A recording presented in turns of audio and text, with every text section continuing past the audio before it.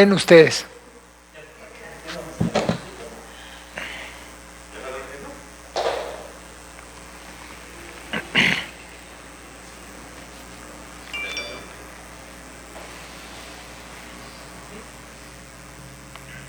Hola, ¿qué tal? Buenas noches.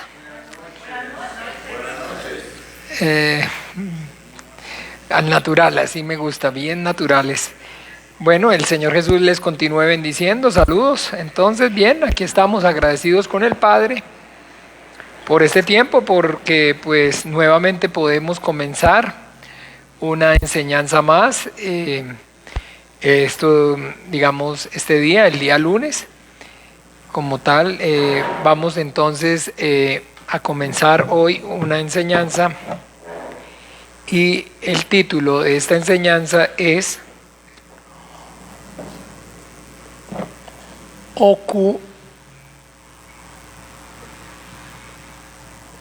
Ocupémonos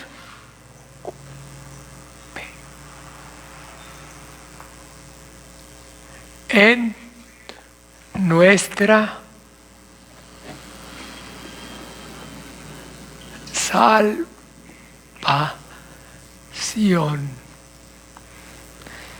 Tomamos como entonces referencia el libro, la carta a los Filipenses, capítulo 2. Filipenses, capítulo 2, versículo 12.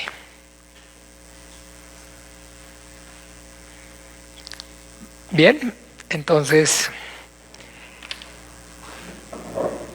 ese es el título de esta enseñanza que vamos a llevar durante estos próximos lunes. Y bueno, nada, entonces agradecidos con el Padre, hemos orado, hemos pedido para que pues sea el Padre conmoviéndonos y dándonos entonces ese tema, esa palabra que pues es y conviene, necesaria para el crecimiento y el sostenimiento y el crecimiento de la vida espiritual de la iglesia.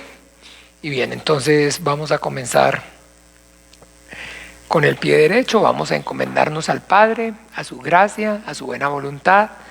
Vamos entonces a orar y vamos a pedirle al Padre para que sea Él, por medio de su Santo Espíritu, conmoviéndonos y guiándonos y ayudándonos entonces, para que entonces esta enseñanza primeramente pues pueda y sea de beneficio para nuestro propio espíritu, para el bienestar de nuestro espíritu, pero también para que pues de igual manera nos capacitemos para que lo que por gracia recibimos, por gracia podamos dar, sabiendo pues de que esa es entonces la enseñanza de nuestro Señor Jesucristo, que es más bienaventurado dar que recibir, porque todo el que da entonces recibe.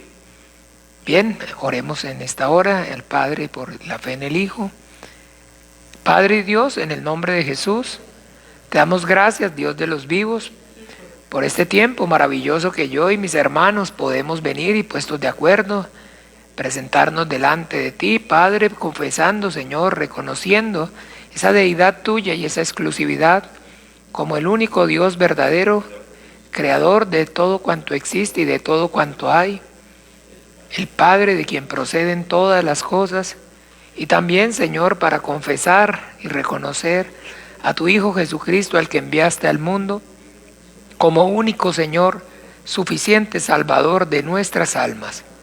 Padre nuestro, ahora nosotros tenemos claro, Señor, el conocimiento acerca de esta tu voluntad, que no hay, Padre, nada que hayamos hecho o dejado de hacer que nos permita o nos impida acercarnos a ti, sino que justificados únicamente por medio de la fe que es en tu Hijo Jesús y en la obra que Él hizo en la cruz, la sangre que Él derramó, confesando y creyendo en Él como único Señor, suficiente Salvador de nuestras almas, estamos delante de ti, podemos estar en tu presencia y decirte, Abba, Abba Padre nuestro. Te damos gracias, Dios de los vivos, por esta salvación tan grande. Gracias por este privilegio que esta vida y 1000 vidas no serían suficientes para pagar, Padre. Padre, Sabemos que no es de todos la fe y que no en todos hay este conocimiento, Padre. Muchas gracias. Gracias en el nombre maravilloso de Jesús de Nazaret.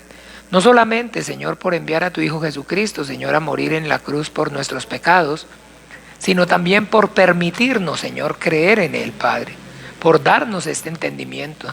Te damos gracias por la obra gloriosa, maravillosa de tu Santo Espíritu. Te damos gracias por la Biblia, por la palabra escrita. Te damos gracias, Señor, por la iglesia, por el ministerio. Gracias, gracias porque tú eres bueno y para siempre, siempre es tu misericordia. Padre, yo y mis hermanos, puestos de acuerdo por la fe en tu Santo Hijo Jesucristo, venimos, Señor, delante de ti para darte las gracias y también para clamar y para pedir, Padre, que seas tú obrando en esta hora con tu Espíritu Santo, ayudándonos, Padre Santo, dándonos la sabiduría, el conocimiento, el poder y la revelación de tu bendita palabra. Que tu palabra viva y eficaz corra, Padre, y produzca la vida para la cual tú la has enviado. Te pedimos en esta hora, Padre, por amor a tu nombre, capacítanos, Señor. Ayúdanos para que nosotros podamos, Señor, conocer y entender todo con lo que está relacionado y tiene que ver con esta salvación tan grande, Señor, con la misericordia y el amor con que tú nos has amado antes de la fundación del mundo, Padre, desde antes de la fundación del mundo, cuando señalaste, Señor, a tu Hijo Jesucristo, Señor, destinaste, Señor, esa sangre que fuera derramada para este perdón, para poder recibir esta salvación, Señor, y tener esta esperanza de una vida eterna en el reino de los cielos junto a ti, Padre. Muchas gracias, Dios glorioso, maravilloso Jesús. Gracias, Padre nuestro. Obra con tu Espíritu Santo. Envía tus ángeles, Padre, alrededor de nuestras vidas. Que las tinieblas retrocedan, que las obras del diablo sean reprendidas, sean deshechas. Ayúdanos, Padre bueno, para que en tu luz veamos la luz. En esta hora, Señor, te pedimos, habla nuestras vidas. Permítenos a través de tu palabra escrita escuchar tu dulce voz. Y no solamente escucharla, sino además entenderla y obedecerla, Padre. Por favor, por amor a tu nombre, te lo pedimos, Padre nuestro, y a tu gracia, a tu buena voluntad, Dios de los vivos. Encomendamos, Señor, nuestras vidas y este tiempo, y en el nombre maravilloso de Jesús oramos y damos gracias. Amén y amén. Amén, amén. Bien, entonces quería también pedir de alguna manera, si hay alguien, entonces grabación por WhatsApp. ¿Hay grabación por WhatsApp? Perfecto, muchas gracias. Para que entonces se reenvíe en los grupos, los hermanitos en Cuba están pendientes. Les queda mejor el audio que la grabación porque les jala más datos ¿cómo se llama? El video jala más datos, sí señor. Bien, entonces bueno, nada, mis amados hermanos, entonces agradecido como les decía con el Padre por esta nueva enseñanza, por este nuevo compartir y bueno, como les dije, como les escribí, perdón, el título de esta enseñanza es Ocupémonos en nuestra salvación y el versículo que vamos a usar, la porción, bíblica que vamos a usar es entonces en la carta a los de Filipos, capítulo 2, versículo 12. Vamos allí, por favor, todos lo tienen ya. Entonces leamos juntos. Por tanto, amados míos, como siempre habéis obedecido, no como en mi presencia solamente, sino mucho más ahora en mi presencia, ocupados en vuestra salvación con temor y temblor. Amén. Entonces, bien, aquí entonces vemos a nuestro amado hermano, al Espíritu Santo de Dios, divino de Dios, a través de nuestro amado hermano Pablo, como siempre, exhortando entonces a la iglesia en lo que, digamos, es bueno y conviene para la vida de fe. Y vemos cómo aquí entonces esa exhortación está dirigida a ocuparnos en nuestra salvación con temor y con temblor. Bien, ¿qué significa ocuparse en la salvación. ¿Qué significa ocuparse en la salvación? ¿A qué está haciendo referencia entonces él en ocuparse de la salvación? Y sobre todo, no solamente ocuparse en la salvación, sino que hacerlo con ¿qué? Con temor y con temblor. Bueno, entonces todas estas cosas, estas preguntas que acabo de hacerles, es las que con la ayuda del Padre y por medio de la obra del Espíritu Santo, a través de la palabra, vamos a esforzarnos para darle respuesta durante este tiempo, durante esta enseñanza. Cuando hablamos entonces acerca de salvación, debemos entonces ver correctamente a qué es entonces lo que nos estamos refiriendo.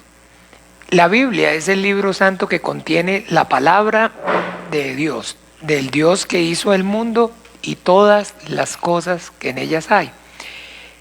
Cuando nosotros entonces leemos un libro, cualquier libro, no sé si recuerdan en la época pues de allí, del colegio, sí, ya no es tanto en la escuela, no hay eso, pero ya en el colegio y sobre todo en la universidad, también lo ponían a uno a leer. Y se acuerdan que entonces había, digamos, algo que se llama comprensión de lectura. Y que entonces, de alguna manera, le preguntaban a uno cuál era la idea o el tema principal, de qué trataba el libro. ¿Sí o no? ¿Sí recuerdan o no? Entonces, ¿de qué o qué trataba el libro? O cuando igual, no es solamente en la universidad, en el colegio, sino cuando uno se está leyendo un libro así y de repente le comenta a alguien, a un conocido, un amigo, o en fin, alguien lo ve leyendo y ¿qué está haciendo? ¿Qué está haciendo? No, pues leyendo un libro. ¿Y de qué trata? ¿Sí o no? ¿De qué trata? Es la pregunta casi que obligada, ¿no? Y entonces, de alguna manera, uno pues si va comenzando, está comenzando, perdón, pues hasta ahora leer, dice, no, todavía apenas voy empezando. ¿No le ha agarrado qué? No le ha agarrado el hilo, no le ha agarrado la idea. ¿Ve? O entonces no necesariamente le tienen que hacer a uno la pregunta, uno mismo entonces se hace propaganda. Ay, vieras que estoy leyendo un libro, me estoy leyendo el tal libro y o sea, para parecer interesante, digo. Y entonces, no, sí, me estoy leyendo un libro y entonces, o me estoy leyendo el último libro de fulano, ¿sí? ¿Y de qué trata? Vieras que trata de, o todavía, por el contrario, no le ha agarrado. Entonces, la idea. Con la Biblia, de alguna manera, entonces, ocurre de igual manera.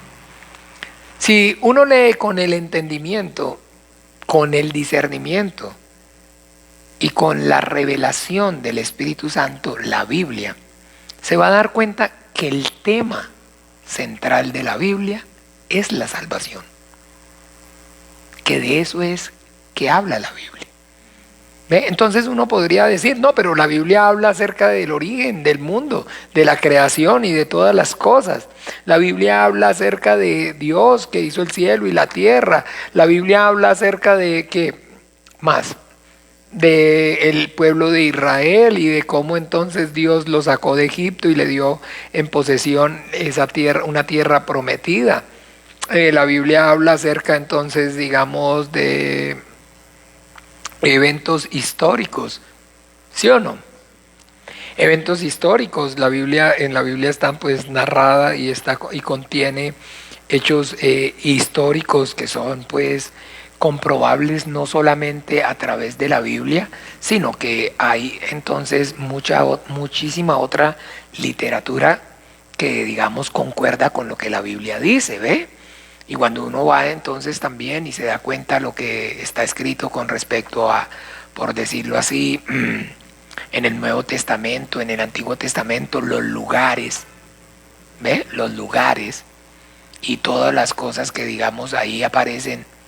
Y uno tiene también la experiencia, digamos, de ir a esos sitios hoy, entonces se da cuenta que esos sitios existen, que son reales, que están ahí. Usted va y entonces Jerusalén y la ciudad de Jerusalén y el, ¿cómo se llama? El monte del templo, aún hoy están ahí. ¿Ve? Usted va y entonces a Cesarea Marítima y se encuentra que sí, que efectivamente está ahí, Cesarea Marítima.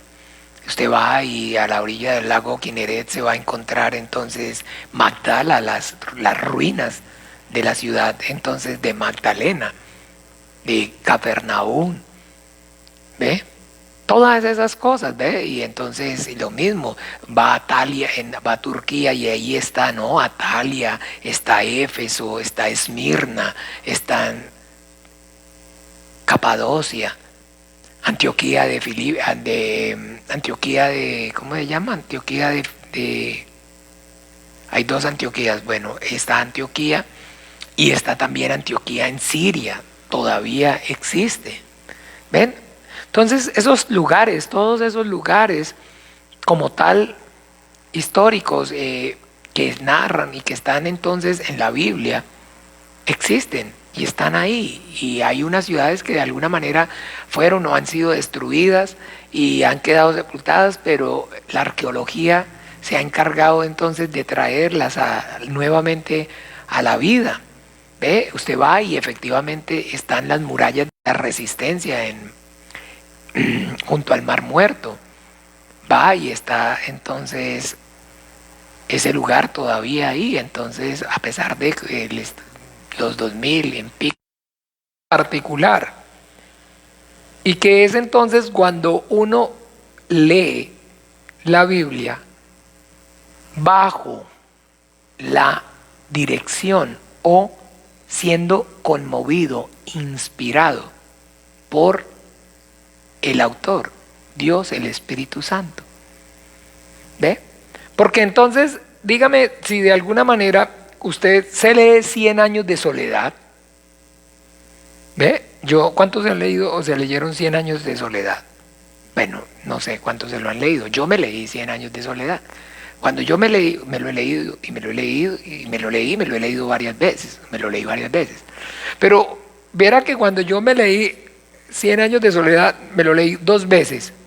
Y después, un día, escuché a Gabriel García Márquez haciéndole una entrevista hablando acerca de 100 años de soledad, de 100 años de soledad, y vieras que yo decía, ay no, eso es otro libro, nada que ver con el que yo me leí. Yo no le agarré. En el momento que yo pude y tuve acceso a la, digamos, opa, Gustavo, buenas noches, pase adelante, que sí quedó, compadre. Siente por aquí paradito. Entonces, en el momento que yo escuché a Gabriel García Márquez hacer el comentario acerca del libro, dije, ay, sí, viera que, ay, ¿de verdad que sí? ¿De verdad que sí? Sí está hablando ahí. Yo no lo había, porque la primera vez entonces lo leí en el colegio, ¿eh? Y entonces usted sabe cómo es en el colegio. A duras penas para la calificación y punto. ¿Eh? Pero ya después, cuando entonces escuché y todas aquellas maravillas que el autor hablaban y que estaban ahí, pero que yo no lo había visto. Yo no las había visto. Entonces después leer el libro nuevamente fue maravilloso. Porque ya yo tenía, ¿qué? El punto de vista del autor. Porque yo ya conocía entonces la óptica de el autor. Mis amados hermanos, y cuando hablamos acerca de la Biblia, debemos entender que entonces la palabra como tal, Biblia, es biblios y es colección de libros. Entonces decir o hablar acerca de que la Biblia es un libro no es de alguna manera correcta, sino que es un libro de libros. Es un libro que a su vez está conformado por varios libros. Y que esos libros, entonces que en total, en esta Biblia que nosotros tenemos, que entonces una gente dice que es protestante, que es evangélica, otros dicen entonces o hablan acerca de que hay otra que es católica, otros, y hay diferentes versiones, pero en concreto esta que tengo yo aquí, que es una Biblia que se llama Reina Valera, y es versión 1960, y bueno, al igual que todas las Reina Valeras, está conformada por 66 libros. 66 libros que entonces fueron escritos en diferentes épocas, en un espacio aproximadamente de 1500 años, durante 1500 años. Y por, óigame bien, aproximadamente entonces casi que 40 personas diferentes. ¿Ven? Hola, buenas noches, Carmencita, pase adelante, por favor.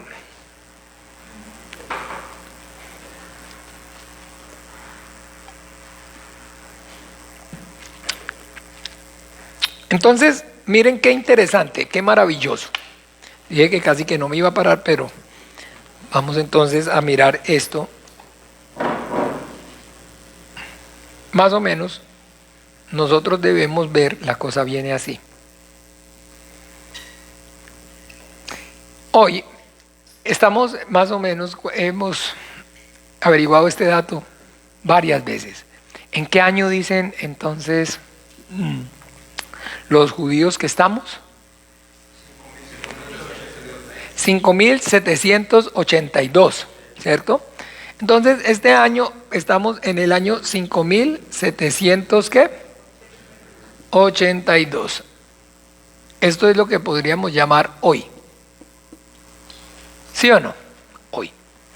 Pero estos 5782, entonces, hay muchísima confusión. Porque muchas personas están pensando, están entonces... Y ahí es donde ustedes han escuchado que la religión y la ciencia ¿qué? Se contradicen. Que la ciencia y la religión son entonces irreconciliables. Y eso es verdad. Porque la ciencia y la religión no se entienden. Pero acuérdense que entonces nosotros debemos esforzarnos por tener claro y siempre, una vez más, estar por lo menos a nosotros mismos recordándonos. El cristianismo no es una religión, no es una experiencia colectiva, no es entonces un conocimiento, el producto de una experiencia colectiva transmitida, sino que es una experiencia individual, adquirida por cada uno. ¿Se acuerdan? Bautícense cada uno, pero no como el de allá en Cuba que me decía, hay que bautizarse cada uno. Eso no es bíblico que a uno lo bauticen, porque ahí dicen Hechos de los Apóstoles, bautícese cada uno, y yo, no, ya se encuentra uno cada cosa. Y sí, entonces claro, tiene toda la razón, la ciencia y la religión siempre se van a contradecir, no se ponen de acuerdo. Porque según la religión, estos 5782 años data de estos 5782 años desde el momento en que Dios creó el mundo y todas las cosas que en ellas hay. El mar, el cielo, la tierra, el sol, la luna, las estrellas, todos los animales y el ser humano. ¿Ve? Entonces, según la religión, al tener esta cronología que la llevan fielmente los judíos, entonces para ellos la existencia, toda la creación ocurrió hace 5782 años. Entonces ya ustedes saben, ¿no? Los científicos tienen entonces el carbono 14 y las formas entonces de medir el tiempo, y con eso ellos hacen pruebas cercanas y con eso verifican las pruebas cercanas, y esas pruebas que hacen verificación cercanas entonces le dan certeza de que el margen de error en las lejanas es muy pequeño. Y entonces empiezan a debatir, porque entonces los fósiles y que entonces la evolución de las especies, y que entonces cosas como, por decir algo, el petróleo, ¿ve? Entonces nunca no concuerdan, porque si le dicen a una persona, mire, esto es un fósil, y esto para que se llegue a llevar a cabo este proceso, estamos hablando de mucho más, un tiempo mayor a 5.782 años. Es impresionante. Y entonces, bueno, ¿y cuál es el problema? Dios creó los fósiles. ¿Cuál es el problema? Si Dios quiere, digamos, en una piedra dibujar un esquelético, pues ¿cuál es el problema? ¿Sí o no? Y que entonces el petróleo, que es materia orgánica en descomposición, y que Dios creó el petróleo. Entonces, hablan. No quiero que nos vayamos mucho por allá, porque yo soy fácil para salirme del tema. Entonces, pero entonces no, es que hablan acerca de una teoría que se llama una creación madura.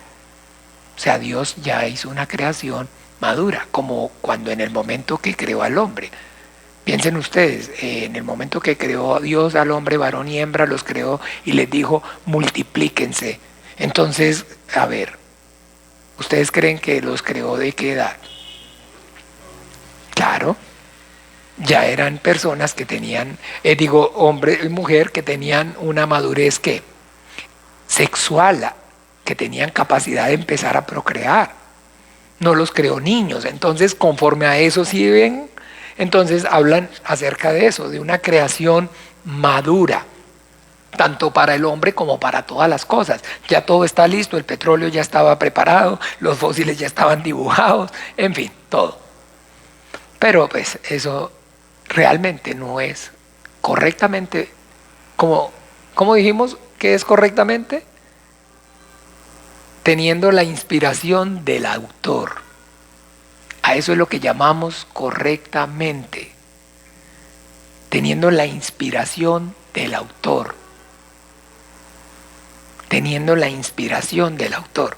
Entonces, bien, el punto aquí es que estos 5.782 años realmente está narrando es en el momento que Dios forma al hombre en el huerto del Edén. Génesis, ¿qué? 2:7, ¿cierto que sí?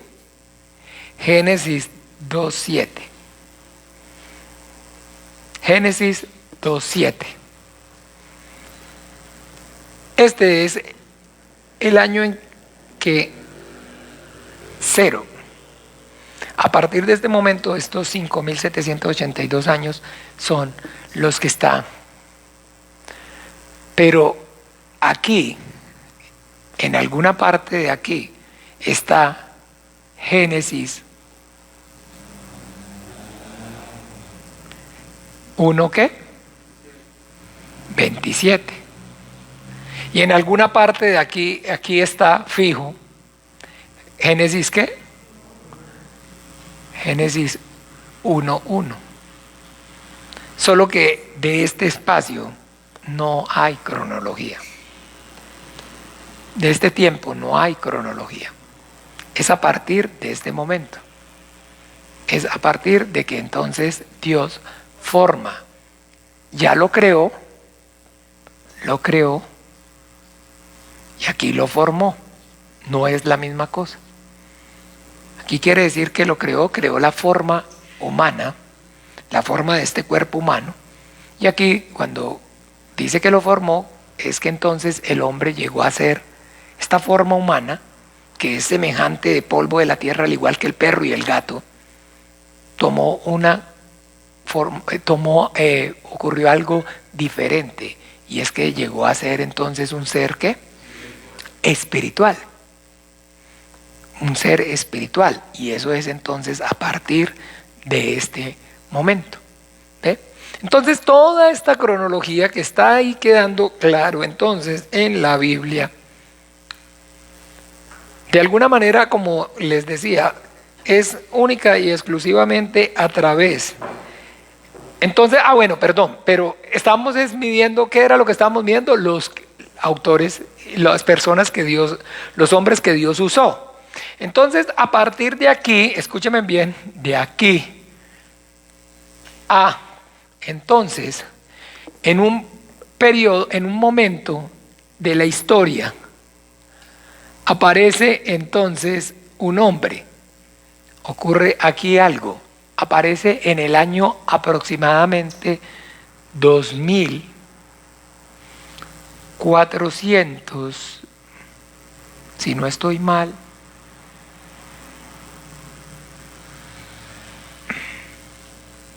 2500. Moisés.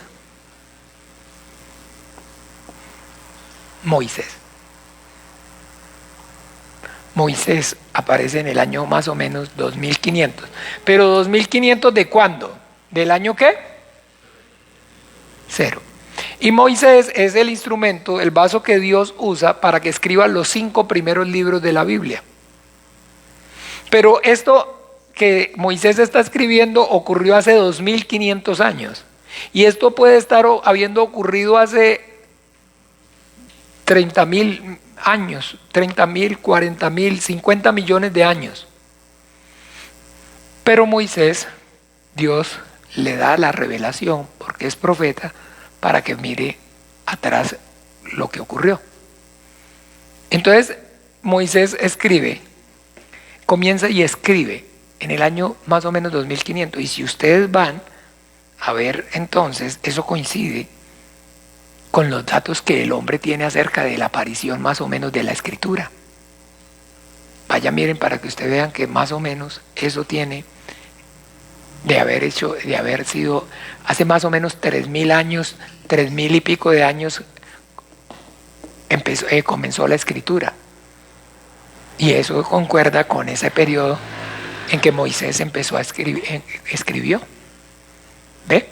Entonces, bueno, el punto es que ya nuestro Señor Jesucristo viene en el año, ¿qué año vino Jesucristo a este mundo? En el año 4000.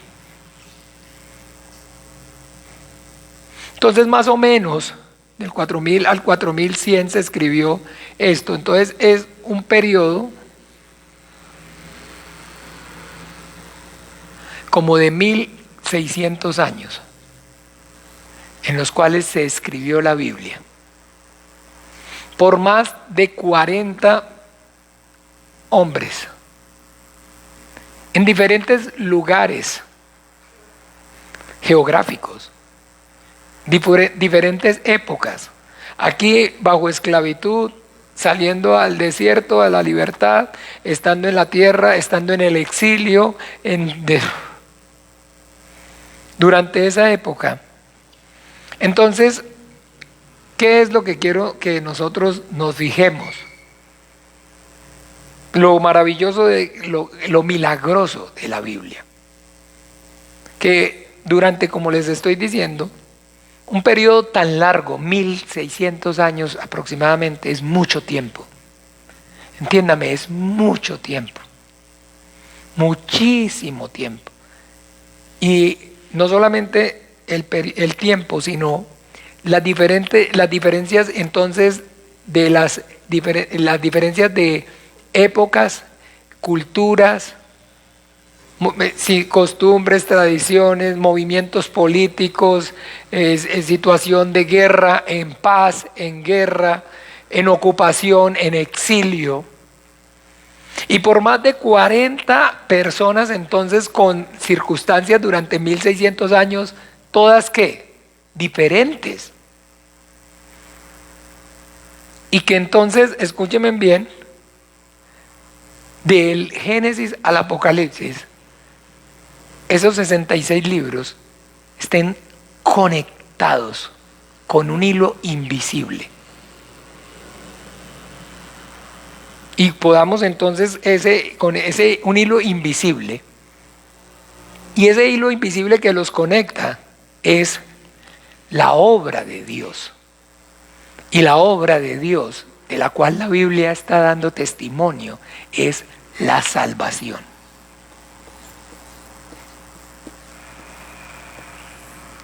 Esto es ver correctamente la Biblia. desde la óptica del autor. ¿Ve? Si entonces es como, por decirlo así, entonces usted le preguntara al Espíritu, le pudiera preguntar al Espíritu Santo de qué habla la Biblia o cuál es el tema de la Biblia, de la obra de Dios, de lo que Dios hace. ¿Y qué es lo que Dios hace? Salvación. Porque su nombre es salvación. Porque esa es su esencia. Él es, ¿quién es Dios? Él es el Salvador. Entonces su asunto, su negocio es la salvación. Lo suyo es la salvación. ¿Se acuerdan que eso es lo maravilloso de la Biblia? Que el nombre está relacionado con con la persona que lo tiene. ¿Ve? Entonces, ¿quién es usted? Entonces, ¿se acuerdan? Entonces, ¿quién? A ver, nombre. Daniel. Entonces, ¿quién es Daniel? Entonces, el que habla de la justicia de Dios. Y cuando usted lee el libro de Daniel, ¿qué manifiesta? La justicia de Dios. ¿Ve?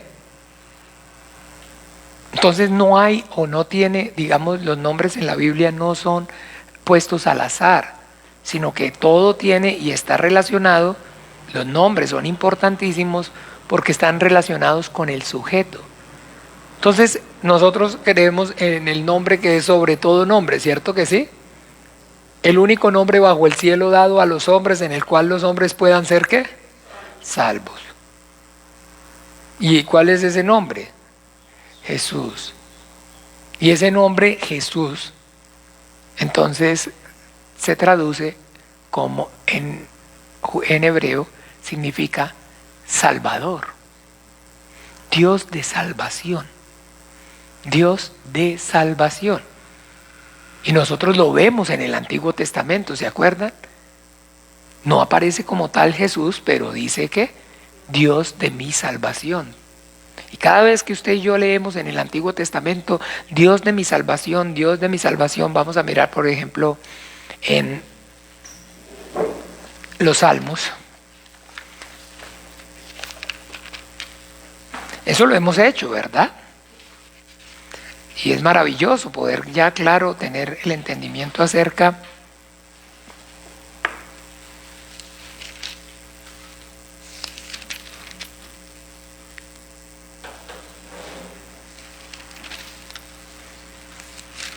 A ver, entonces, ¿quién ha encontrado uno para que nos comparta?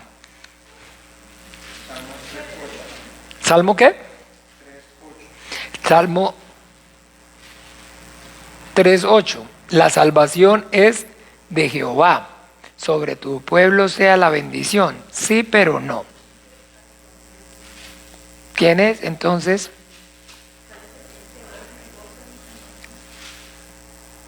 A ver, ya lo habíamos hecho. ¿Qué pasó?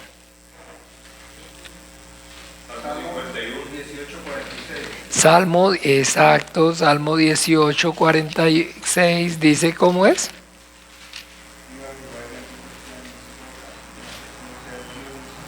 Ese es. Viva Jehová, bendita sea mi roca y enaltecido sea el Dios de mi salvación. ¿Cuál 51 qué, Gustavo? Lee, duro.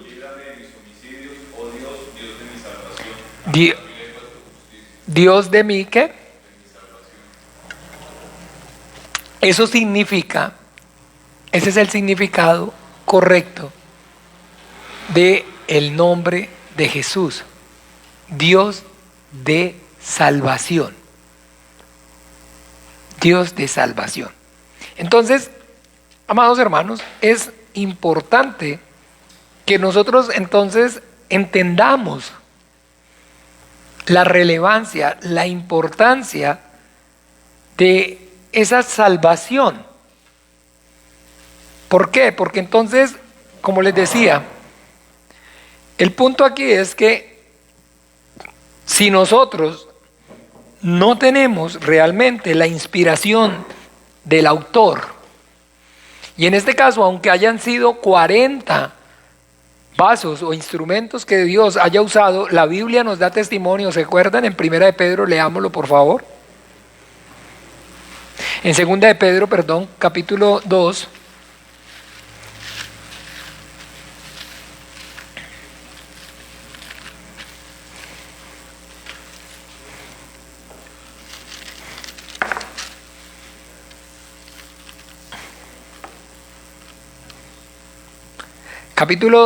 Segunda de Pedro, capítulo 1, versículo entonces.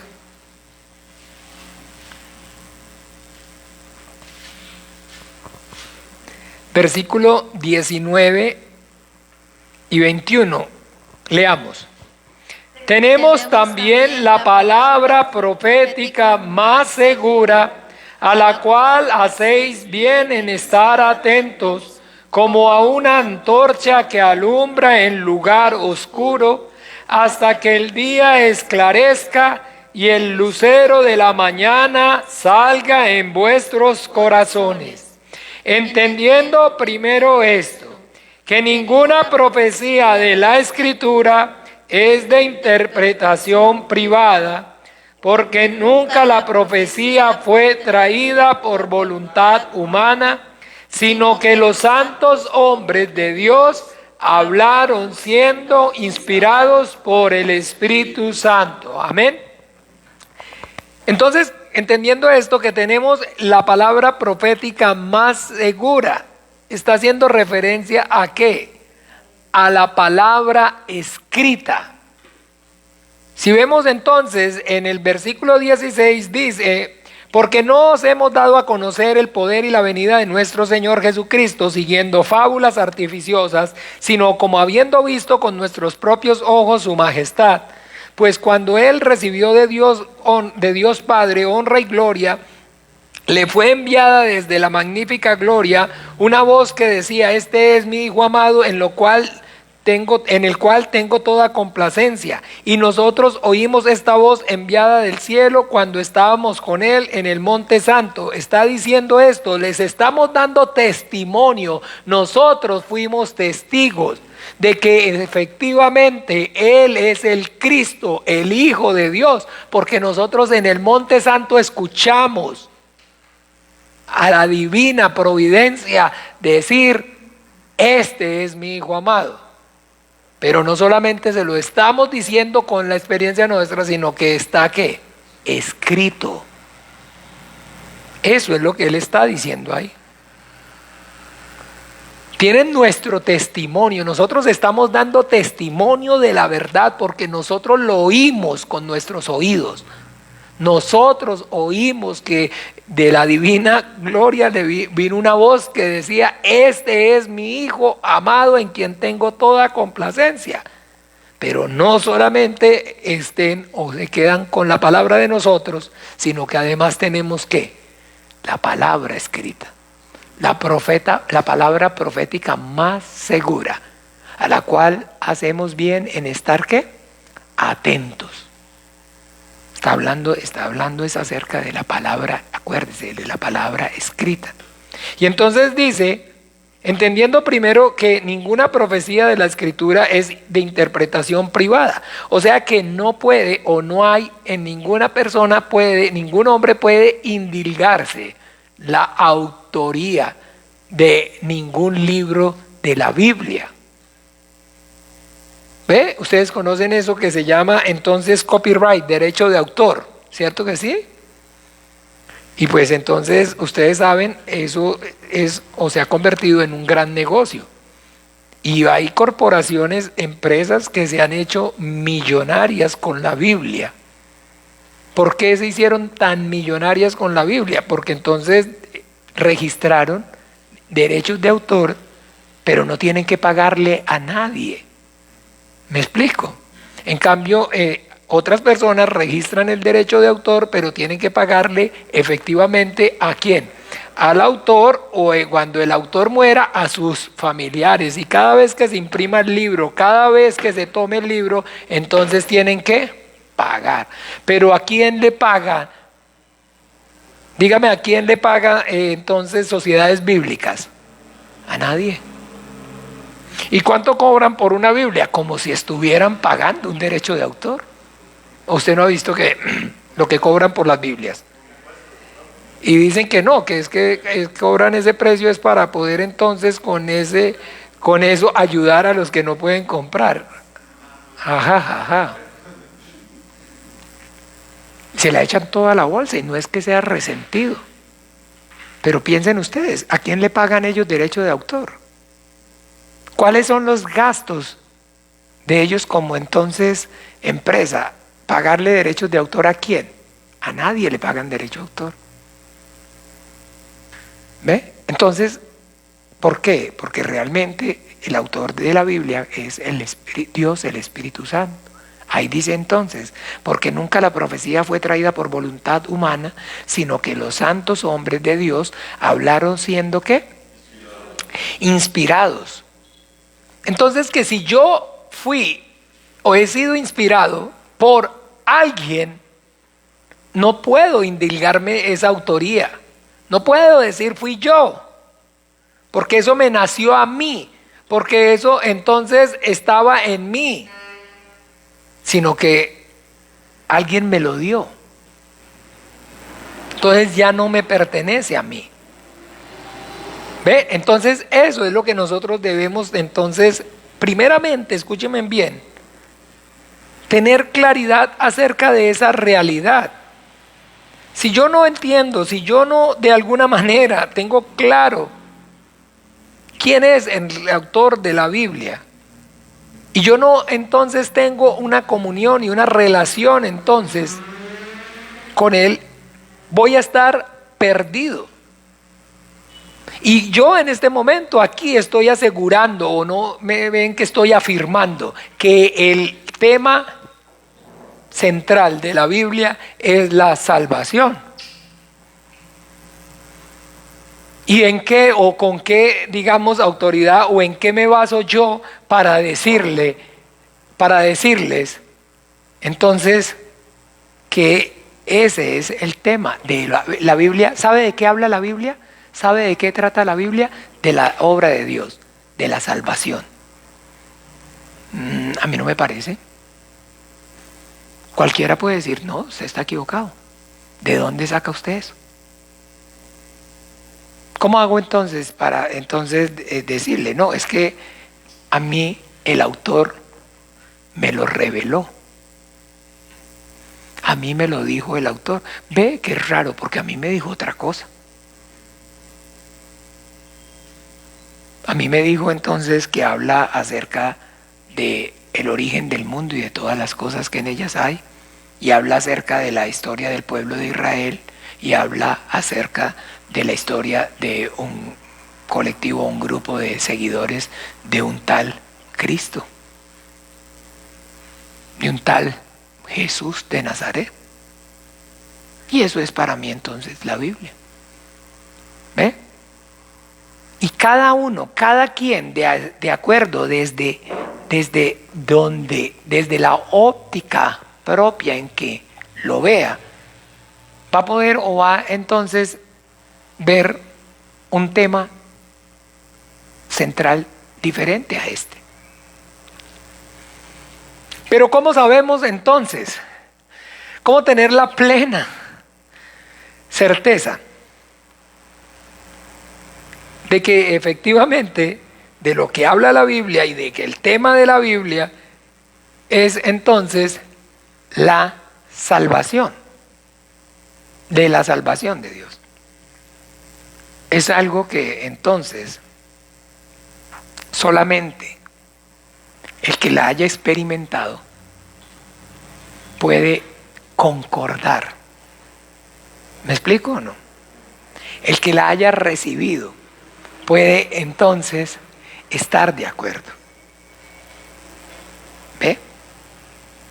Porque entonces, por decir algo, el hecho de que hoy en día exista o que haya religiones que utilicen la Biblia para otros propósitos diferentes de para los cuales el autor la dio, entonces no quiere decir que entonces todo se valga y que todos estén bien, y que yo puedo tomarla para una cosa y que ellos o los diferentes otras religiones pueden tomarla para ellos, para las cosas que ellos consideren, y que entonces de igual manera a mí me funciona y a ellos les va a funcionar.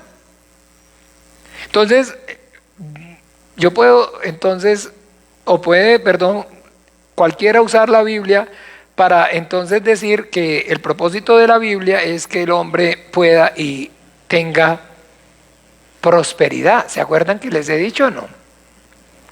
Que cuando hay unas personas, unos hombres, pues, que como la Biblia misma dice, falsos maestros, falsos profetas, lobos con piel de oveja, y deja claro que y apostatarán de la fe y que introducirán de manera encubierta herejías y enseñan entonces efectivamente otro evangelio, y hay uno que es entre esos otro evangelio, el evangelio de la prosperidad.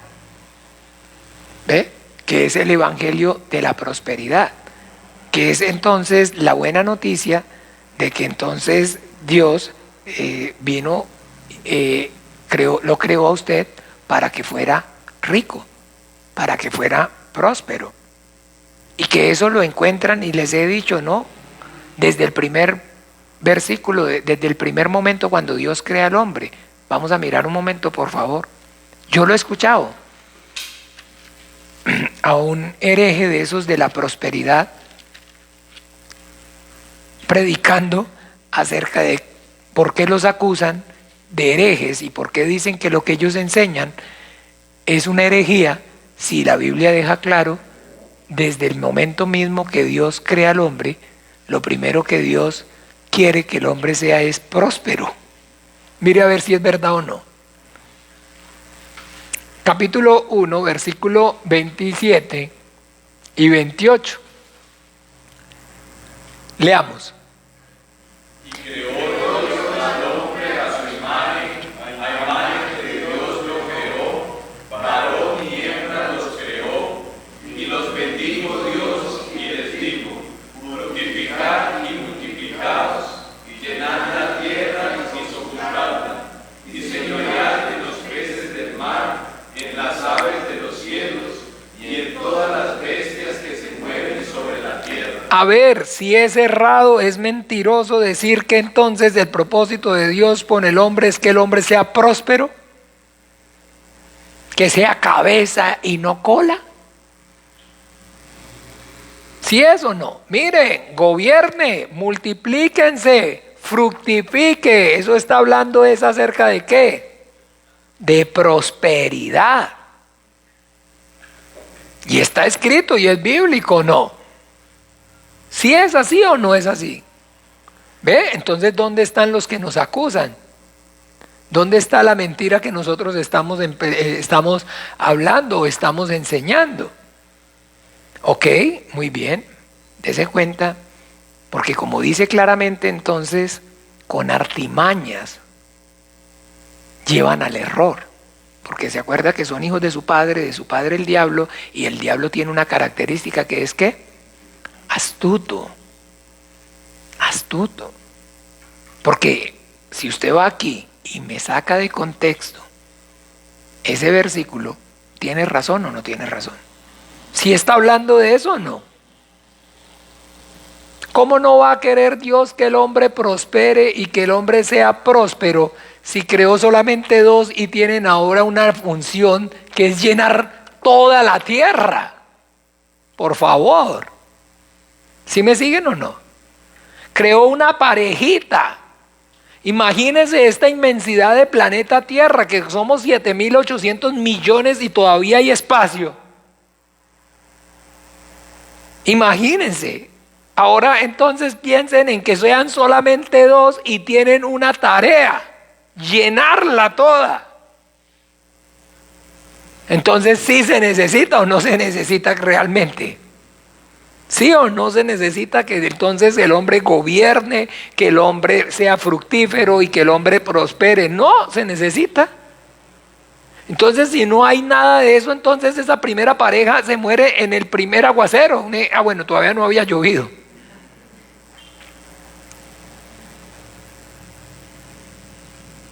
¿Qué los anima? Nada, entonces ni siquiera procrear. Ni siquiera procrear, o sea, entonces efectivamente van a ser dos entes que si no tienen el mandamiento del Señor y la bendición del Señor, entonces ahí ni para allegarse el uno al otro. Ni para llegarse el uno al otro. Entonces el propósito de Dios no se va a cumplir. Porque todo lo hizo por Él, para Él y de Él. Y creó al hombre con un propósito, y ese propósito con el que creó al hombre, esa primera pareja, era para que entonces que fructificaran y multiplicaran y llenaran la tierra, formaran la humanidad. Y es Dios el que se los está diciendo, el creador. Y se los está diciendo y está dándoles para que puedan entonces cumplirlo su bendición. ¿No ve que dice? Y los bendijo Dios y les dijo. Porque les está dando su bendición para que puedan hacerlo.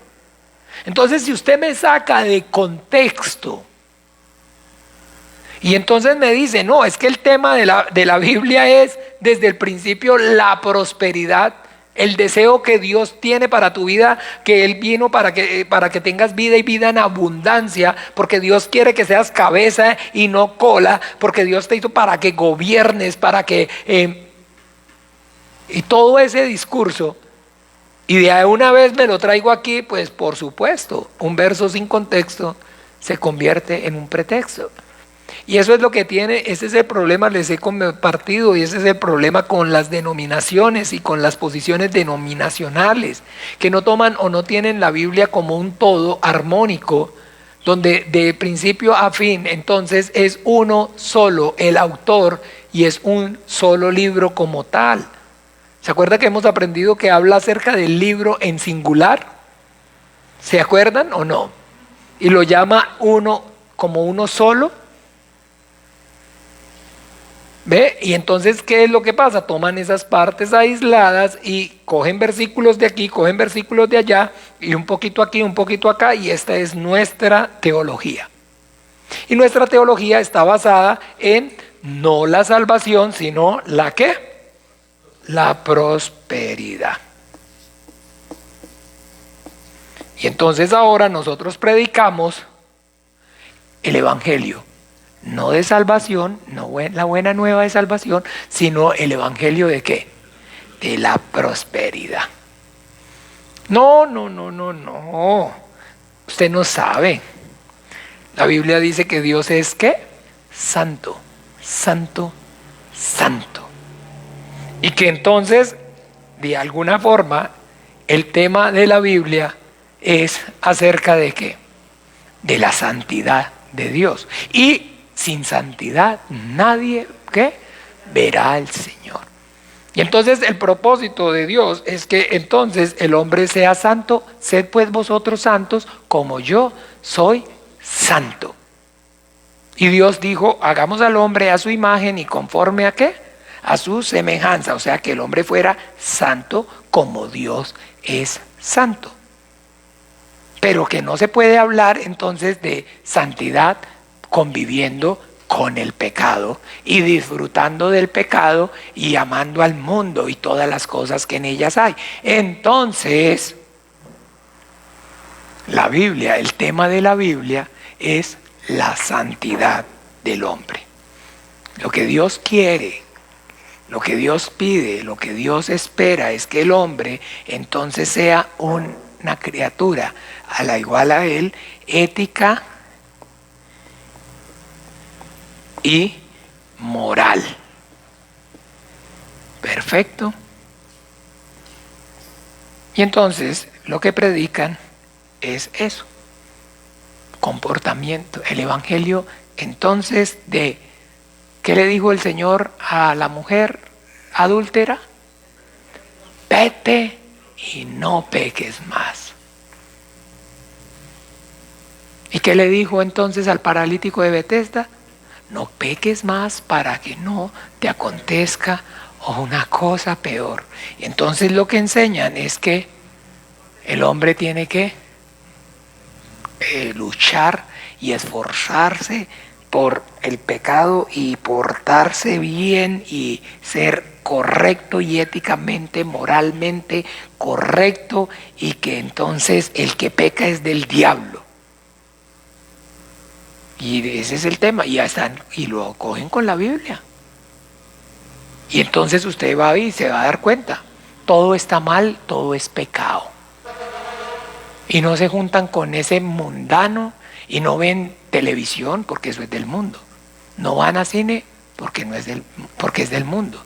No tienen redes sociales porque eso es del mundo. Porque eso es pecado. No se pintan el pelo porque eso es pecado. No se cortan el pelo porque es pecado. No usan las faldas por fuera porque es pecado.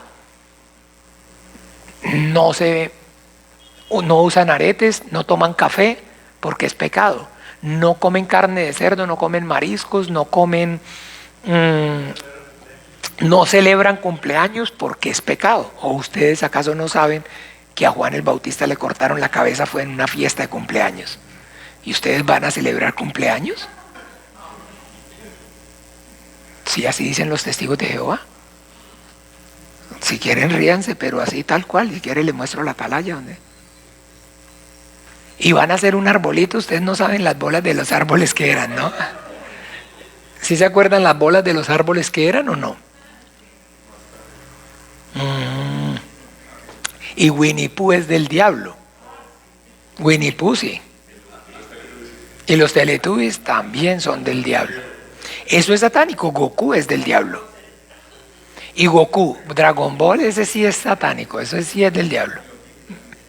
Hello Kitty también era del diablo. Los pitufos también, pocha. ¿Ah? Tony Jerry es del diablo. Hasta Tony Jerry. Todo eso es satánico. Todo eso es del diablo. Todo eso contamina. Y dice la Biblia, no améis al mundo ni las cosas que en ellas hay, porque todo el que se constituye amigo del mundo es enemigo, porque toda amistad con el mundo y dele. Y todo es pecado y todo es satánico y todo es diabólico y todo está mal, porque vete y no peques más. Y los meten en esa camisa de fuerza y la religión lo logra. ¿Se acuerda? Fariseo hipócrita, sepulcro blanqueado. Por fuera luces ¿qué? Espléndido. Y si habían logrado ser ética y moralmente correctos los fariseos, Pablo ¿qué dice? Irreprensible. Yo en poco tengo ser juzgado por tribunal alguno. O sea, a mí no hay quien me pueda señalar. Porque yo, mire, vea, pago impuestos, esto, aquí, perdón, no estoy tocando temas delicados. Yo sí esto, yo sí aquí, yo sí acá, yo sí esto, yo sí. A ver, ¿quién me puede redarguir? ¿Quién me puede señalar? Y ese es un tema, ¿y de dónde lo sacan? ¿O qué es lo que usan? ¿Qué les he citado? ¿Ok? Perfecto. Todo eso.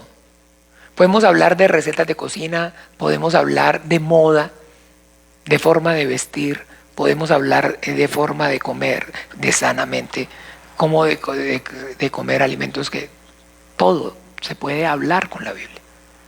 Entonces, como les decía, hablar acerca de tantas cosas y cómo ahora entonces, con qué, digamos, autoridad, o llamémoslo así, ¿de dónde? Entonces me voy a sacar ese as bajo la manga yo para decirles, miren, ¿sabe qué? No, la Biblia habla es de la salvación. ¿Por qué? ¿Por qué? ¿Por qué? ¿Por qué no es claro? ¿Por qué no es claro? ¿Por qué no es claro? Porque es un hilo invisible. Muy bien. Porque no hay conocimiento y no hay relación con quién, con el autor. Entonces cada quien está tomando la obra para decir lo que piensa, lo que le parece.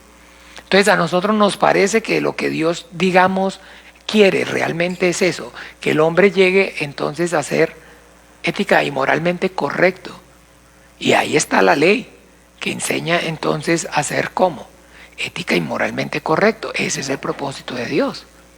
Y lo toman para eso. No, Dios quiere es que el hombre sea próspero. Y que la prosperidad está clara desde el principio. Me va a negar el versículo que acabamos de leer.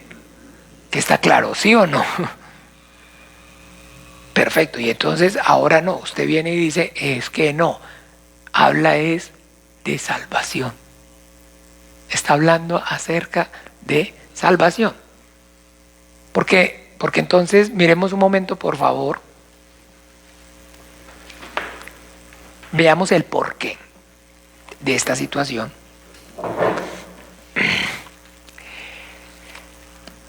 Segunda de Corintios.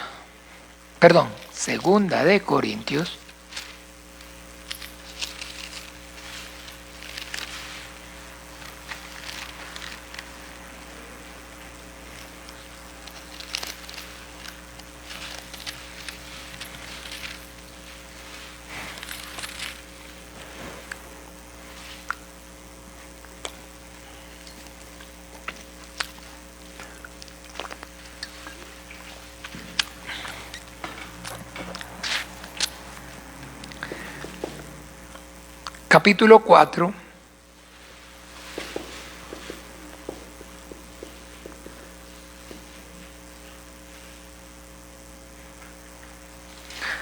¿Lo tienen? Sí, capítulo 4. Leamos del 1 en adelante. Dice así. Por lo cual, teniendo nosotros este ministerio, según la Misericordia que hemos recibido, no desmayamos. Antes bien renunciamos a lo oculto y vergonzoso, no andando con astucia, ni adulterando la palabra de Dios, sino por la manifestación de la verdad, recomendamos a toda conciencia humana delante de Dios. Pero si nuestro evangelio está aún encubierto, entre los que se pierden está encubierto, en los cuales el Dios de este siglo cegó el entendimiento de los incrédulos, para que no les resplandezca la luz del evangelio de la gloria de Cristo, el cual es la imagen de Dios. Ahí. Entonces, ¿cuál es la razón? Porque el Dios de este siglo les cegó el entendimiento para que no les resplandezca la luz del evangelio de la gloria de Cristo. ¿Y cuál es esa luz? ¿De cuál evangelio está hablando? ¿De cuál buena noticia? Lucas, capítulo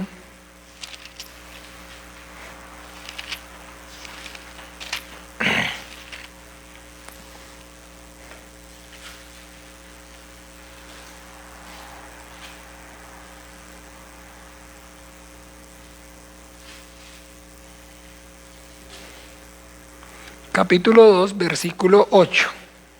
Está narrando entonces en el momento del nacimiento de nuestro Señor Jesucristo. ¿Qué dice? Había pastores en la misma región que velaban y guardaban las vigilias de la noche sobre su rebaño. Y he aquí se les presentó un ángel del Señor, y la gloria del Señor los rodeó de resplandor, y tuvieron gran temor. Pero el ángel les dijo: no temáis, porque he aquí os doy nuevas de gran gozo, que será para todo el pueblo, que os ha nacido hoy en la ciudad de David un Salvador que es Cristo el Señor. He aquí os doy ¿qué? He aquí os damos ¿qué? Nuevas de gran gozo. ¿Sí sabe qué significa nuevas de gran gozo? Evangelio. Eso es lo que significa las nuevas de gran gozo. Evangelio es buenas nuevas, buenas noticias, noticias que producen felicidad. ¿Y cuál es esa buena noticia? Que os ha nacido ¿qué? El Salvador. El Salvador. El Evangelio, la buena nueva de Cristo, la salvación de Dios. Romanos, vamos a Romanos, capítulo 3.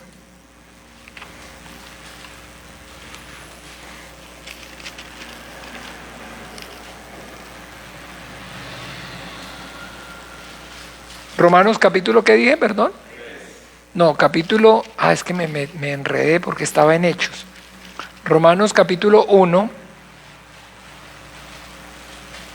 versículo 16.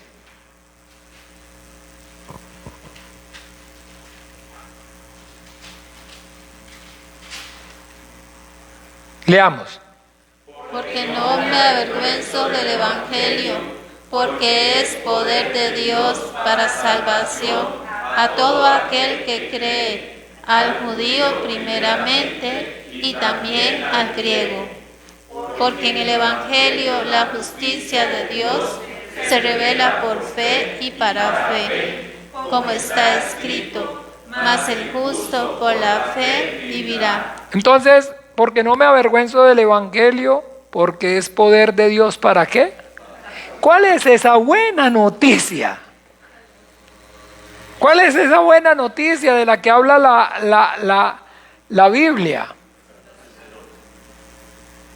Pero para que hayan buenas noticias es necesario que hayan malas noticias. ¿Cierto que sí o no? Para que haya buenas noticias es necesario que hayan malas noticias. Y el Nuevo Testamento es es la escritura de las buenas noticias, la salvación de Dios. Y el Antiguo Testamento es la escritura de las malas noticias. ¿Cuál es esa mala noticia? Que el hombre se perdió a consecuencia, como causa del pecado. Que la comunión de la criatura con el Creador se rompió. Y eso lo está dejando claro ¿desde dónde? Desde el comienzo, ¿cierto que sí o no? Que eso fue desde el comienzo, ¿sí o no?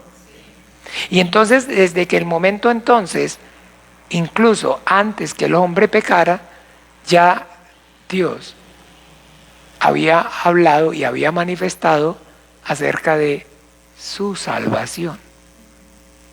¿Ve? Entonces, pero, ¿qué es? Volvemos al punto, perdón.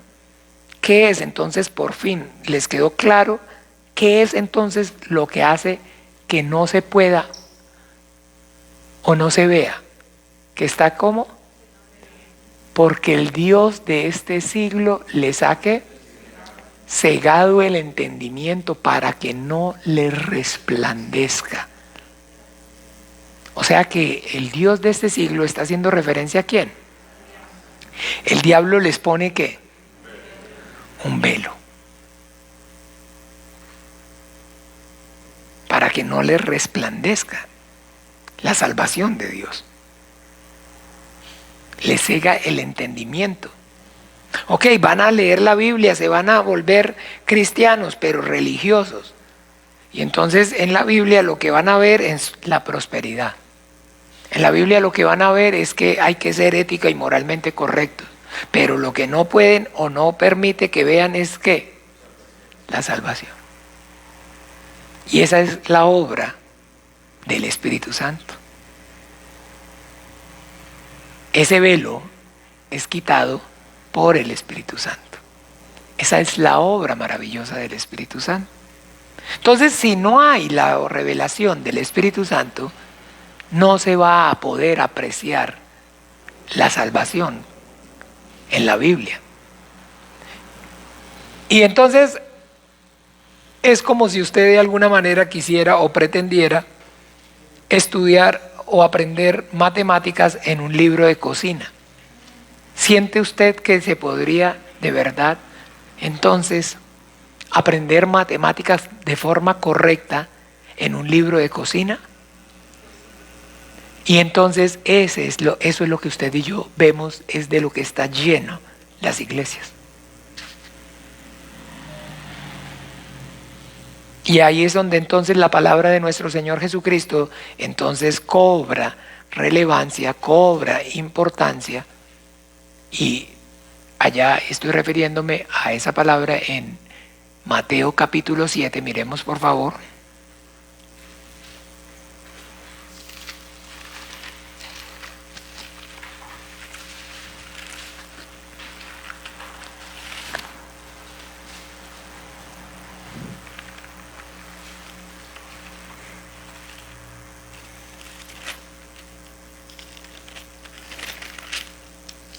Versículo 21 al 23.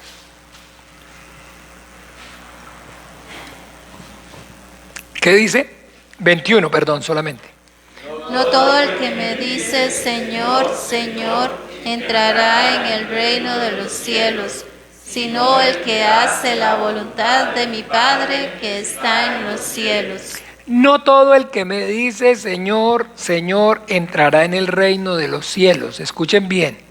Sino el que hace la voluntad de mi Padre que está en los cielos. Vea qué importante. Porque, ¿qué dice? Continuemos. Muchos me dirán en aquel día: Señor, Señor, ¿no profetizamos en tu nombre y en tu nombre echamos fuera demonios y en tu nombre hicimos muchos milagros? Entonces les declararé: nunca os conocí, apartados de mí, hacedores de maldad. El Señor está diciendo algo maravilloso. En aquel día os declararé, nunca os ¿qué? Nunca os conocí, hacedores de maldad. Pero está diciendo que esos le están reclamando a Él que en su nombre hicieron muchos milagros y que en su nombre echaron ¿qué? O sea que en su nombre manifestaron poder de Dios, ¿sí o no? Pero, ¿cuál fue el poder de Dios que no experimentaron? Sí, pero ¿cuál fue el poder de Dios? La salvación. Porque no me avergüenzo del evangelio, porque es poder de Dios para salvación. Para salvación. Pero ellos manifestaron el poder de Dios, que Dios tiene poder para sanar a los enfermos, que Dios tiene poder, que en el nombre de Jesús hay poder para sacar fuera a los demonios, ¿sí? Pero no experimentaron el poder, el verdadero poder de Dios. ¿Que es cuál? La salvación del hombre. Por eso dice, nunca os conocí, porque nunca los conoció, porque ellos nunca lo conocieron. Porque lo que ellos vieron fue que echaba fuera demonios, porque lo que ellos vieron fue que multiplicaba pan, pero a lo suyo vino y los suyos ¿qué? No le recibieron, porque no vieron que vino a morir en la cruz, a derramar su sangre para salvarlos de la condenación eterna. ¿Están dándose cuenta, mis amados hermanos? Nunca experimentaron la salvación. Y hay millones de cristianos que no han recibido la salvación. Millones que nacieron cristianos y murieron cristianos y no fueron salvos. Y no recibieron la salvación. Y no recibieron la salvación. Porque, ¿se acuerda? ni siquiera habíamos oído que había salvación. Porque no nos hablaron de salvación. Porque nadie puede dar de lo que no tiene. Porque nadie puede dar de lo que no tiene. Porque nadie puede hablar entonces acerca de la Biblia, acerca de salvación, si en la Biblia no ve la salvación. Si en la Biblia lo que ve es prosperidad, lo que va a hablar es de prosperidad. Si en la Biblia lo que va a ver es que a Dios no le gusta el pecado, lo que va a hablar es de que no pequen. Cada uno. Cada uno. Porque, hermanos amados, entiéndame, la salvación es la obra de Dios. Es la obra, entonces, es la voluntad del Padre, ejecutada por el Hijo y sostenida por el Espíritu Santo. Y el Espíritu Santo está hoy en la tierra y a través de la iglesia para dar testimonio acerca de la salvación de Dios para el hombre. ¿Ve?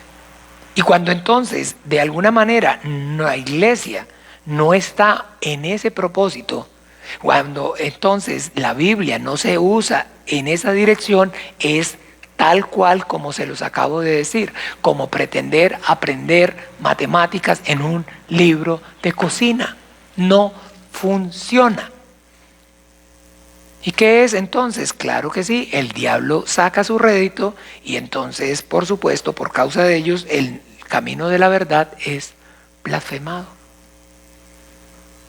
¿Por qué? Porque entonces al diablo, digamos, le parece, hay más seguridad que esté entonces, escúcheme bien, en una iglesia cristiana sin Espíritu Santo, donde no se hable de salvación, que esté en la calle. Porque en la calle es más fácil que le prediquen la salvación. Y no hay problema que vaya a esa iglesia cristiana donde nunca le van a hablar de salvación y se va a morir sin recibirla. No importa que siga yendo allá. Por eso usted ve que esas iglesias son y tienen una característica.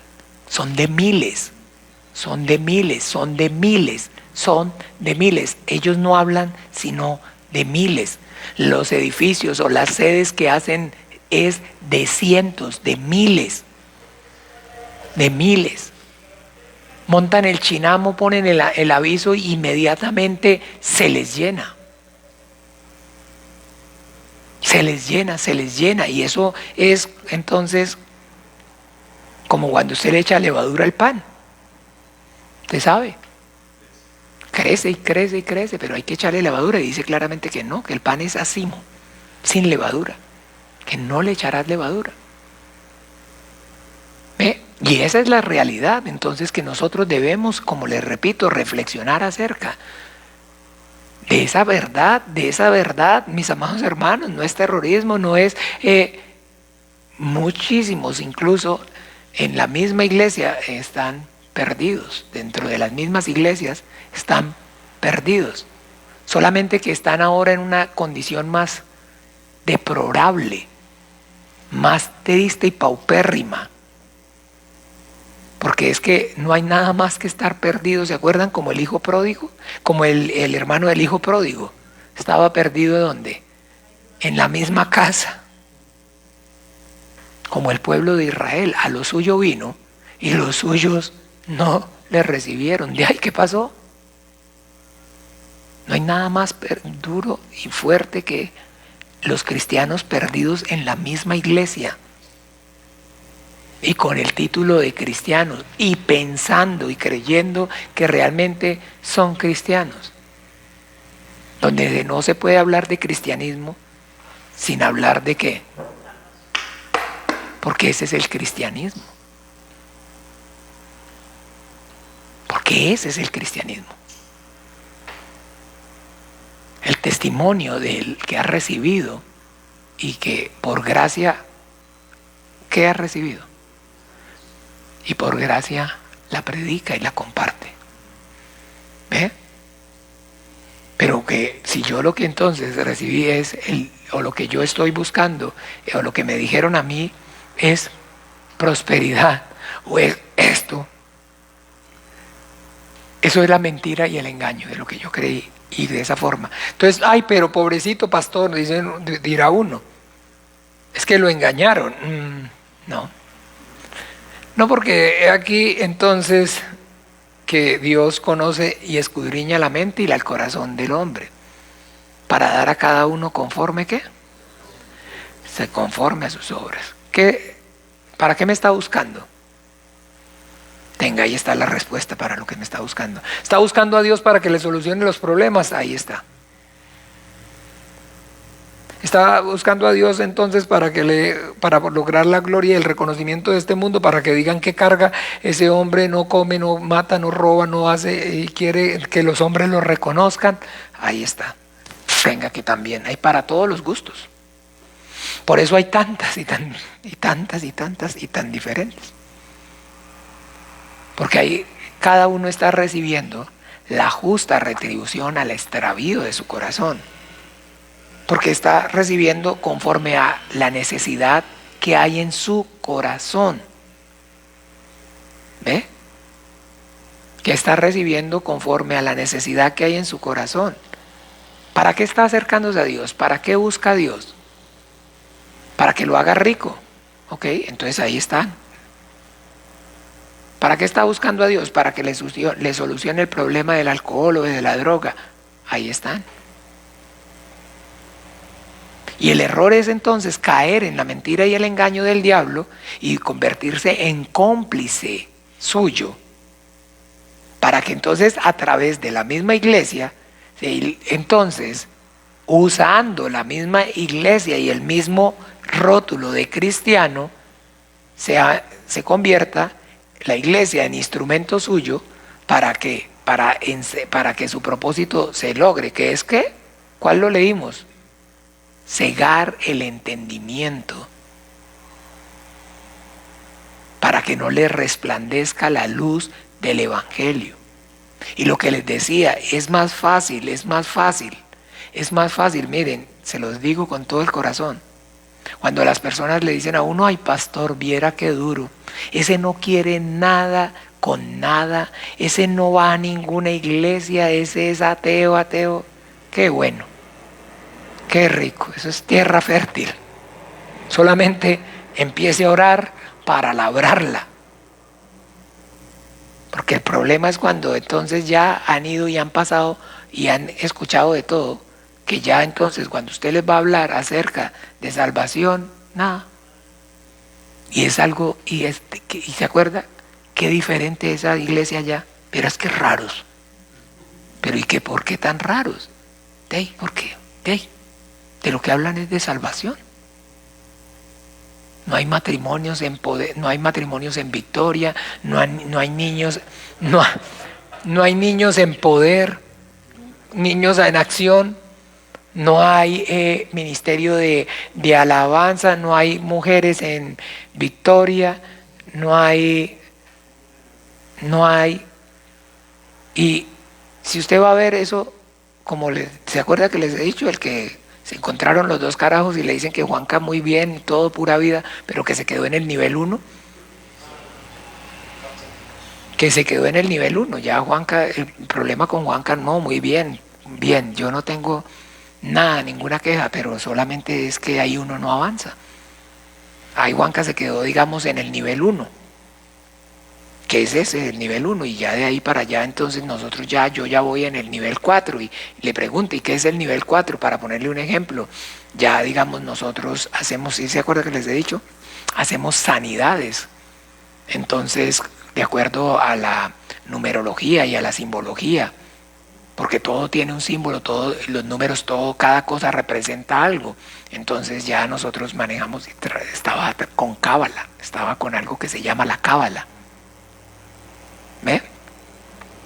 ¿Y qué fue entonces lo que ocurrió? ¿O qué es lo que ocurre con la iglesia? ¿Y qué es el peligro que nos puede ocurrir a nosotros? Porque la Biblia dice que el que esté firme, cuidado. ¿Por qué ocurren esas cosas? Por no ocuparnos de la salvación con temor y con temblor. Por eso es que pasa. Por eso es que ocurre. Por como dice allá en Hebreos, leamos por favor capítulo 2.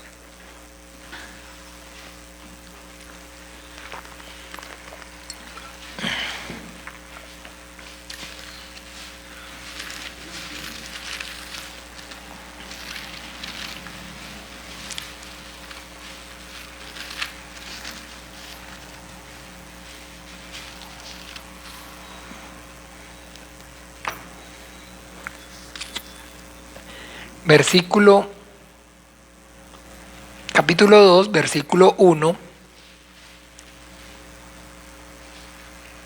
hasta el 4. Leamos. Por tanto, es necesario que con más diligencia atendamos a las cosas que hemos oído, no sea que nos deslicemos. Porque si la palabra dicha por medio de los ángeles fue firme, y toda transgresión y desobediencia recibió justa retribución, ¿cómo escaparemos nosotros si descuidamos una salvación tan grande, la cual, habiendo sido anunciada primeramente por el Señor, no fue confirmada por los que oyeron, testificando Dios juntamente con ellos, con señales y prodigios y diversos milagros y repartimiento del Espíritu Santo según su voluntad? ¡Ah, qué maravilloso! El versículo 3. ¿Cómo escaparemos nosotros si descuidamos esta salvación tan grande, la cual habiendo sido anunciado primeramente por ¿quién?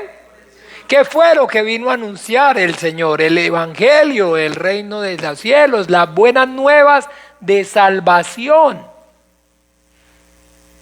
Pero miren, maravilloso, mis amados hermanos, si ustedes tienen acceso a ver transliterado la palabra que usa en el versículo 1, por tanto es necesario que con más diligencia atendamos las cosas que hemos oído, no sea que nos deslicemos. La palabra que usa ahí, escúchenme bien, en el original transliterado, esa palabra deslizar es una palabra usa una palabra que es sinónimo de cortar el ancla a un barco. ¿Usted ha visto un barco anclado o no? ¿Han visto el ancla sirve para qué? Para mantener ¿qué? Firme. Anclar es entonces afianzar, mantener firme el barco en una misma posición, Y usted sabe cuando entonces, de alguna forma, ¿qué ocurre si usted le corta el hilo, o sea, la soga que al ancla? Pero no ocurre de una vez. Usted le cortó el ancla y la dejó ahí, lo deja ahí y usted se queda mirándolo y no se mueve. Pero cuando usted se voltea a mirar un poquito y voltea a ver y ya. ¿Cómo es? Poco a poco. Suavecito. ¿Por qué ocurre? Por no ocuparse de la salvación con temor y con temblor. Por no ocuparse de la salvación con temor y con temblor. Por no tener en alta estima. Por no tener conciencia acerca del valor de esta salvación tan grande. Es que pasa si yo le doy a un niño, no, pues, le hago un mal, pero bueno, o sea, ¿qué pasa si yo le doy a un niño, porque ya se los dan, de 3 años, de 4 años? ¿Qué pasa si yo le doy entonces el último iPhone? ¿El iPhone qué? ¿Cuál es el último? Bueno, todavía, el último no ha salido. El último apenas va a salir. Pero en el momento el que hay. Bueno, entonces el iPhone 13, para que no peleemos. ¿Y cuánto creen o cuánto vale el iPhone 13? 1000 y pa, diría el cubano. Una pila de pesos. Vale 800.000 colones, ¿cierto? 1.000.000 de colones, póngale. Y si le doy un Samsung, y si le doy, perdón, sigamos bueno, no hacerle más publicidad, es que el que nos paga es iPhone, el que nos patrocina es iPhone. Perdón, Samsung no, el que nos patrocina es Samsung. ¿Y qué pasa si le doy un Samsung, un iPhone 4? ¿Lo trata diferente? ¿Sí? ¿Lo trata diferente?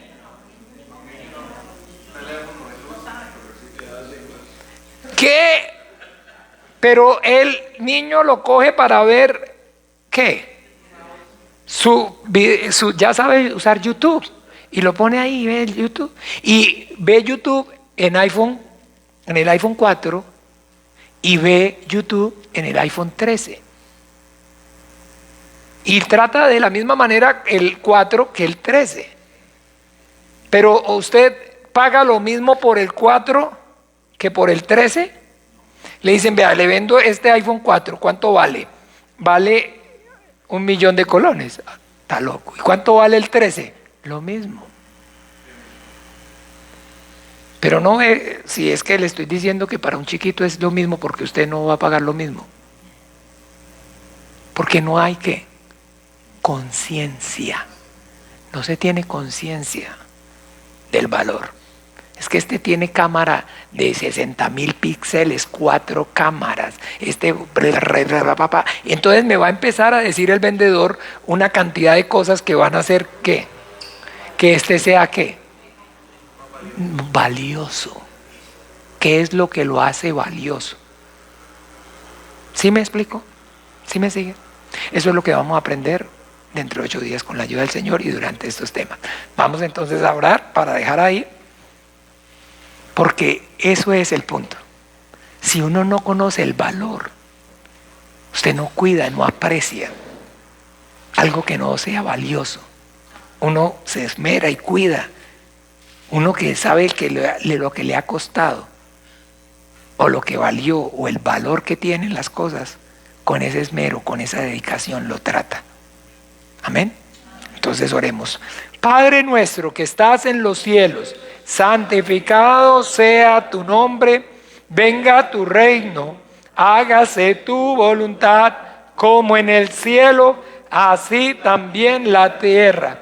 El pan nuestro de cada día, dánoslo hoy, y perdónanos nuestras deudas, como también nosotros perdonamos a nuestros deudores. Y no nos metas en tentación, mas líbranos del mal. Porque tuyo es el reino y el poder y la gloria por todos los siglos. Amén y amén.